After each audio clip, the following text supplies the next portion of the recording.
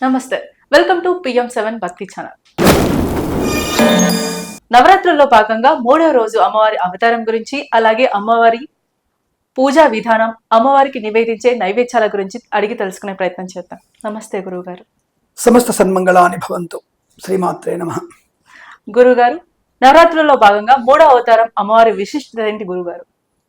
మీకు తెలిసినంత వరకు 3వ అవతారం ఏ అవతారం అనుకుంటున్నారు మీరు? అంటే ఇప్పుడు ఈ 11 మారాయి కదా, మీకు తెలిసిన పరిజ్ఞానం వరకు ఏ అవతారం అనుకుంటున్నారు మీరు? అంటే మీకు చిన్న ప్రశ్న నేను అడుగుతున్నాను, ఏ అవతారం అనుకుంటున్నారు? అన్నపూర్ణమ్మ. Very good. అంటే భక్తిలో కూడా మంచి అందరికీ కూడా విశేషం చెప్తున్నాం మనం, అంటే స్పష్టంగా చాలా మందికి తెలుసుకునేటువంటి ప్రయత్నం. ఇప్పుడు ఎలాగైతే మిమ్మల్ని అడుగుతున్నానో చాలా మందికి పిల్లల్లో కూడా ఈరోజు అవతారం ఏంటి అని అడ్వాన్స్గా తెలుసుకునే ప్రయత్నం చేస్తున్నాం. అటువంటి భావన పిల్లలకు కూడా ఒక వారం ముందే మనం ఈ అవతారాలు వస్తాయి, మనకి ఈ అవతారాల్లో మనం పూజలు చేసుకొని చెప్పేటువంటి ఒక మంచి ఛానల్గా మనం చెప్పవచ్చు.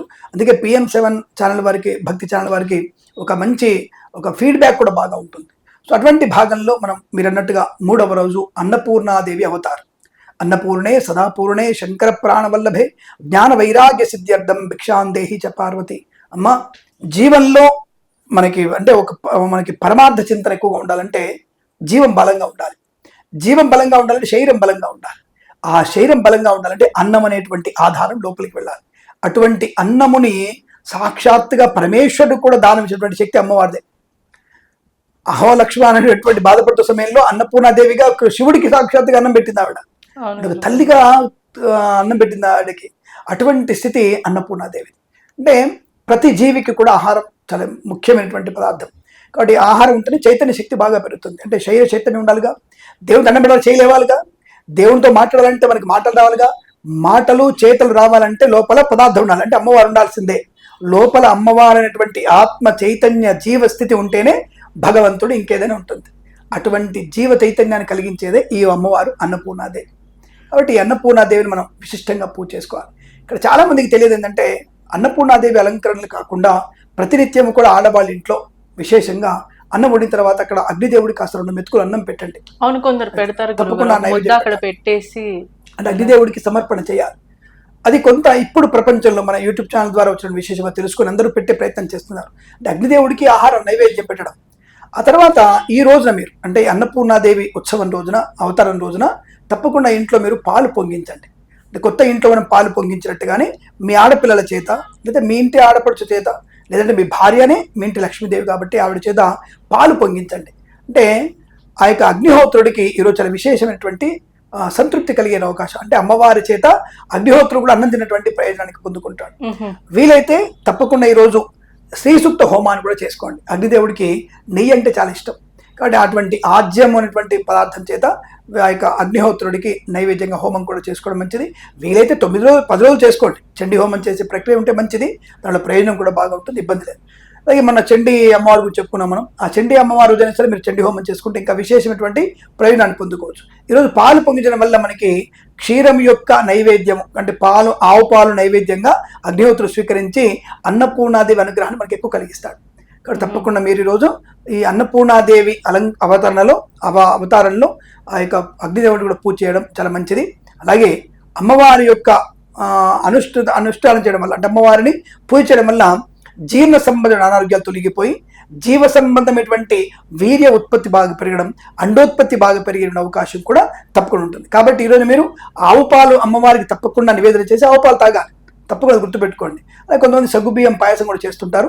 సగ్గుబియ్య పాయసం కూడా వీర్య వృద్ధి కొరకు, అండోత్పత్తి కొరకు బాగా పనిచేస్తుంది. ఇది చాలా మంది తెలియని విషయాలు, తెలుసుకునేటువంటి ప్రయత్నాన్ని చేయరు, సిగ్గుపడే అవకాశం. కానీ ఆ యొక్క ఆవు పాలలో, సగ్గుబియ్యంలో అటువంటి ఆరోగ్యవంతమైనటువంటి లక్షణాలు చాలా ఉన్నాయి. సంతాన ఉత్పత్తికి బాగా పనికొచ్చేటువంటి వైద్య సంబంధమైనటువంటి పదార్థాలు ఇవి. అమ్మవారిని ఈరోజు అన్నపూర్ణాదేవిగా పూజించే ప్రయత్నాన్ని చేయాలి. ముఖ్యంగా అమ్మవారికి ఎలాంటి అలంకరణ చేయొచ్చు గురుగారు? ఇక్కడ మీరు అమ్మవారు కూడా శ్వేతవర్ణం, అంటే తెలుపు వర్ణమైనటువంటిది కావాలి. కాకపోతే ఇక్కడ శ్వేతవర్ణంలో పింక్ కలర్ బార్డర్ ఉండాలి అమ్మవారికి. ఇక్కడ పింక్ కలర్ బార్డర్ ఉండాలి ఒకటి. రెండవది ఆకుపచ్చని అంచు ఉన్నటువంటి, అంటే ఆకుపచ్చ బార్డర్ ఉన్నటువంటి వస్త్రాన్ని అమ్మవారికి అలంకరించాలి. ఒకవేళ ఆకుపచ్చ వస్త్రం కట్టగలిగితే కింద పింక్ కలర్ బార్డర్ కానీ వైట్ కలర్ బార్డర్ కానీ ఉండాలి. అలాంటి అంచుకున్నటువంటి వస్త్రాన్ని అమ్మవారికి అలంకారం చేస్తే అమ్మవారి సంతుష్టాన భావంతో అవుతుంది.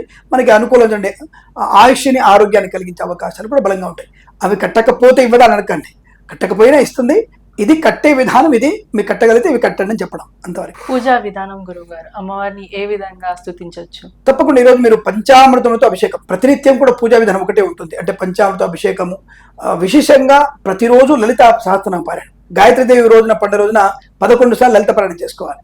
సరస్వతి దేవి రోజున కనీసం 3 సార్లు లలితా పారాయణ చేసుకోవాలి. మిగతా రోజుల్లో కనీసం ఒక్కసారైనా సరే ఖచ్చితంగా మనం లలితా పారాయణ చేసుకోవాలి.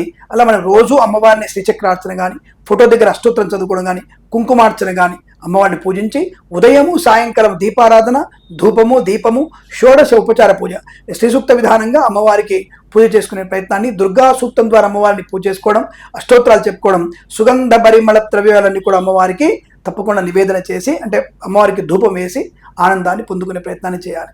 అది పూజా విధానం కూడా ఎక్కువగా ఉంటుంది. నైవేద్యాలకు వచ్చేసి మీరు అన్నట్టుగా సగ్గు బియ్యం, ఆవు పాలతో చేసి అది ఒకటి పెట్టుకోవాలి. ఇక్కడ అమ్మవారికి చిల్లుగారెలు, అంటే చిల్లుగారెలు కాకుండా ఉంటాయి కదా, చిల్లు లేని గారెలు ఉంటాయి, చిట్టి గారెలు అంటారు. చిట్టి గారెలు పెట్టవచ్చును. అలాగే మనం మిరపకాయ బజ్జీలు అనుకుంటాం. ఇవన్నీ అమ్మవారు చెప్పిందా అండి? ఎందుకు చెప్పదు అమ్మవారు? కనకాంబరాలు పెట్టుకోమని అమ్మవారు చెప్తుంది. తనకి ఏ పూలు ఇష్టమో తనకు స్పష్టంగా చెప్పింది. ఈ పూలు నాకు ఇష్టమైనటువంటి అమ్మవారు చెప్పుకుంటుంది. మీకు ఎలా చెప్తుంటే ఎక్కడ దొరుకుతాయంటే, మీకు ఇవి మనకి గృహప్రవేశాలు చేసేటప్పుడు కొంతమంది కొన్ని ప్రయాణం చేస్తారు, 9 మంది కలిసి ప్రయాణం చేస్తారు. దాని పేరు అంటారు సో కొంతమంది మణిదీపవర్ణంలో తెలుస్తుంది మీకు విషయాలు. మణిదీపవర్ణంలో అమ్మవారు మరకతము, మాణిక్యము, వజ్రము, వైడూర్యం ఏవి ఇష్టం అక్కడ అన్ని స్పష్టంగా చెప్పబడుతుంది. అలాంటిది ఇక్కడ అమ్మవారికి కూడా ఏ ధూపం వేయాలి, ఎటువంటి అలంకారం చేయాలి అనేది స్పష్టంగా చెప్పబడింది. కాబట్టి చిట్టి గారెలు, మిరపకాయ బజ్జీలు కానివ్వండి, అలాగే చిల్లు లేనటువంటి గారెలు కానివ్వండి, దద్యోదనము, నిమ్మకాయ పులిహోర, ఇక్కడ అమ్మవారికి చాలా విశేషంగా మనం సమర్పణ చేసుకునే ప్రయత్నాన్ని తప్పకుండా చేస్తే, అంటే అవి నివేదన చేస్తే అమ్మవారు సంతుష్టులు అవుతుంది. మనం అనుకున్న కోరికల్ని నెరవేర్చగలిగే అవకాశాలు ఎక్కువగా ఉంటాయి. ఇది విశేషం. నమస్తే. శుభం, ఆనంద సిద్ధిరస్తు. చూసారు కదండి, నవరాత్రుల్లో భాగంగా 3వ రోజు అన్నపూర్ణ అమ్మవారి అవతారం. అమ్మవారిని ఎలా ప్రతిష్ఠించాలి, అలాగే అమ్మవారికి ఎలా అలంకరణ చేయాలి, అమ్మవారికి ఎలాంటి నైవేద్యాలు నివేదించాలనే విషయాలు చాలా చక్కగా వివరించారు గురువు గారు. మరిన్ని విషయాలు మరొక ఎపిసోడ్లో తెలుసుకుందాం. నమస్తే.